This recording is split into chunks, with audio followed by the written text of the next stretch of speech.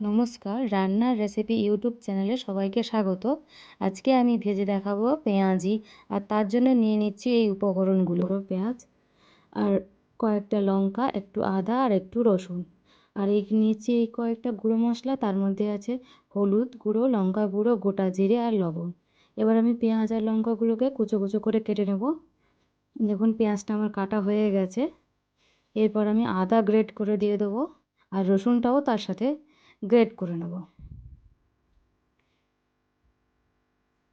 রসুন আর আদা আমার গ্রেট করা হয়ে গেছে। এবার আমি এই মশলাগুলো দিয়ে ভালো করে পেঁয়াজটা মেখে নেব। ভালো করে হাত দিয়ে ছাড়িয়ে ছাড়িয়ে ভালো করেই মাখাতে হবে, না হলে হবে না। এই পেঁয়াজিটা কী করে আরও মুচমুচে হবে তার জন্য আছে একটা ছোট্ট টিপস। ভালো করে এই পেঁয়াজগুলো মেখে নিয়ে ঢাকা দিয়ে রাখতে হবে 5 মিনিট মতো। দেখুন আমি পেঁয়াজগুলো কেমন ছাড়িয়ে নিচ্ছি। এইভাবে ছাড়াতে হবে, না হলে গোটা থেকে গেলে হবে না। এবার আমি একটু এই পেঁয়াজ মাখাগুলোকে ঢাকা দিয়ে দেবো আর ফিরে আসছি 5 মিনিট পর।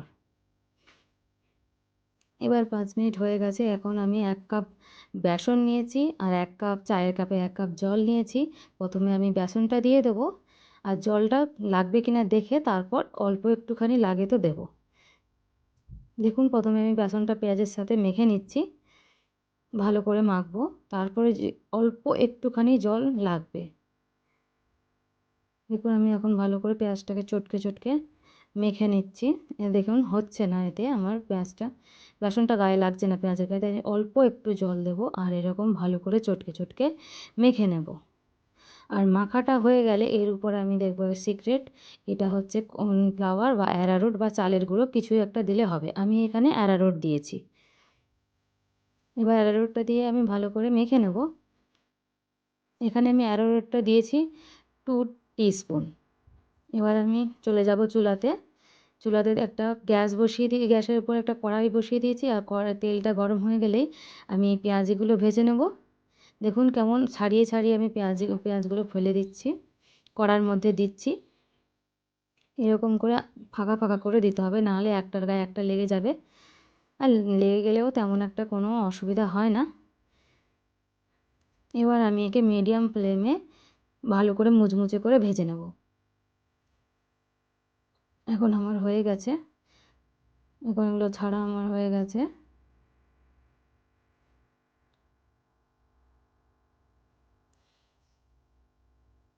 দেখুন এখন আমি এটাকে উল্টে পাল্টে ভালো করে ভেজে নেব। কখনো হাই ফ্লেমে ভাজবেন না, এটা ভাজতে হবে মিডিয়াম ফ্লেমে।